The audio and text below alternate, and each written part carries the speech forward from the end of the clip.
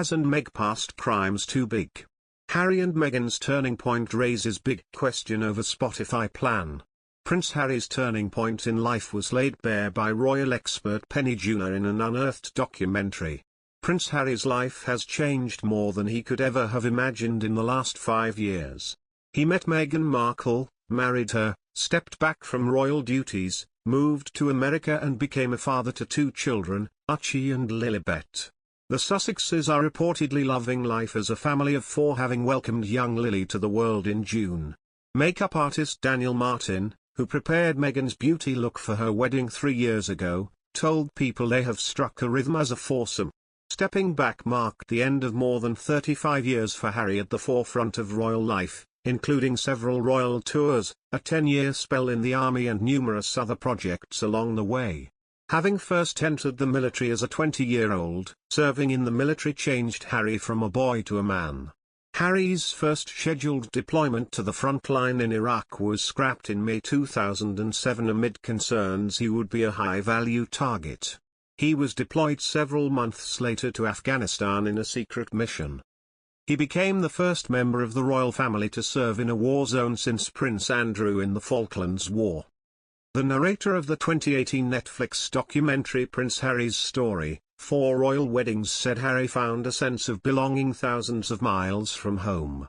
Harry was immediately pulled out when the media blackout was broken by the German and Australian press. Despite his frustration, Harry was determined to find a way back to the front line, this time as an Apache helicopter pilot. Sir Richard Dannett, professional head of the British Army at the time, told the documentary, he was the top student on his course. He was the top gunner on his course. Well done him. This was echoed by royal expert Penny Junor. She said, this was a fantastic boost to Harry's confidence. For the first time, he discovered that there was something that he could do better than anybody else. That was the real turning point for Harry. Harry was promoted to captain in April 2011, and was redeployed the following year. He arrived at Camp Bastion in Afghanistan in September 2012, to begin a 4-month tour.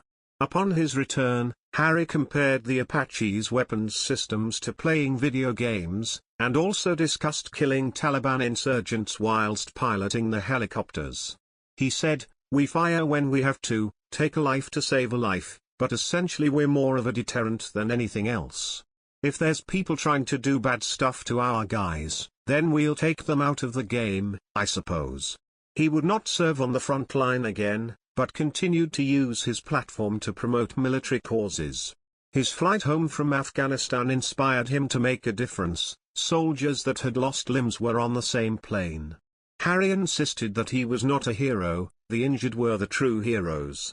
His response, wanting to make a difference, was to launch the Invictus Games.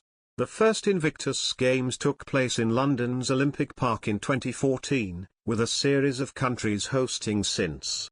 The latest games were supposed to be held in May 2020 in The Hague, Netherlands, but were postponed twice due to the coronavirus pandemic. They will now be held next year, with a Netflix film crew in tow as part of Harry's Heart of Invictus documentary project. After 10 years with the army, Harry stepped down in 2015. His experiences within the military, he said in a statement, would stay with him for the rest of his life.